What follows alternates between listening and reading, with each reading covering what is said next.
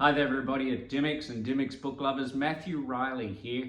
I'm thrilled to be your author of the month, and as a special treat I'm going to be reading the first chapter of my new book, Mr. Einstein's Secretary, which will be coming in October.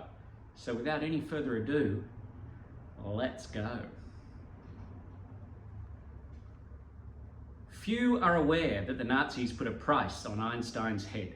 On 3 occasions, Nazi agents tried to assassinate him. The first occurred near Princeton in 1933, during one of Einstein's visits to the United States.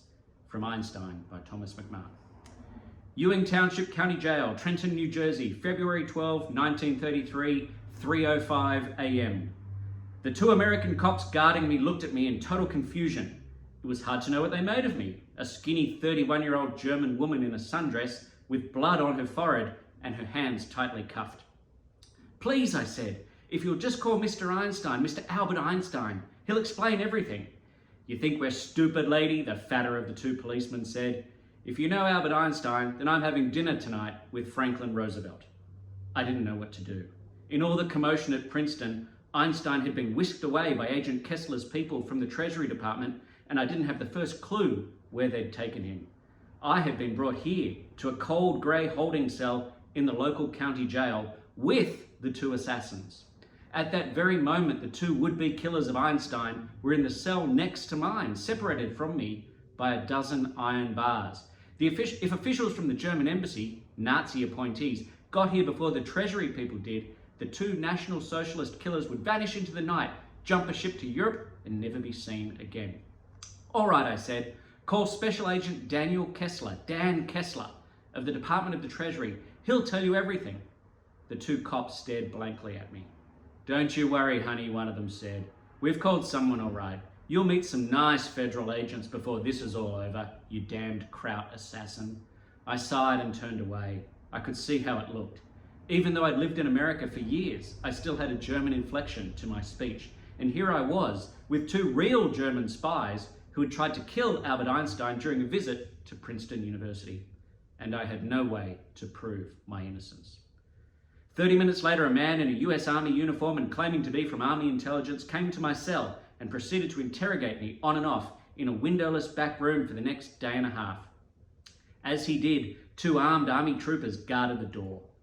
He said his name was Major Gil Willis, and he asked me about everything: my recent life in America, my youth in Germany before that.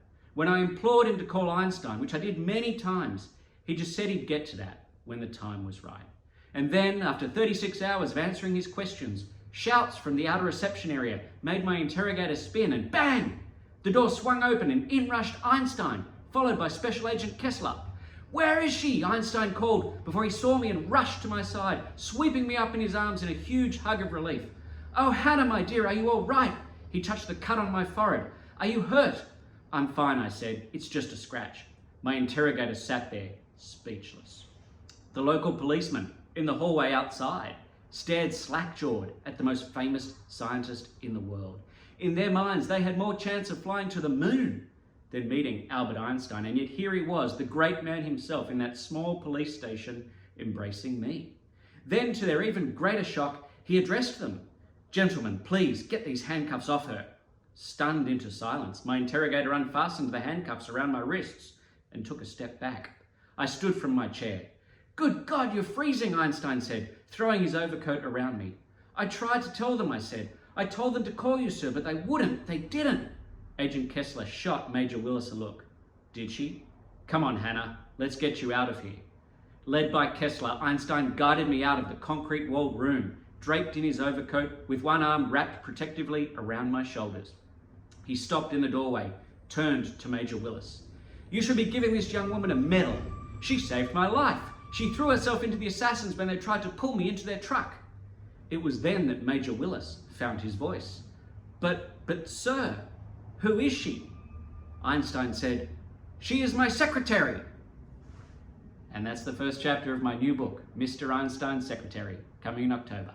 Thanks a lot.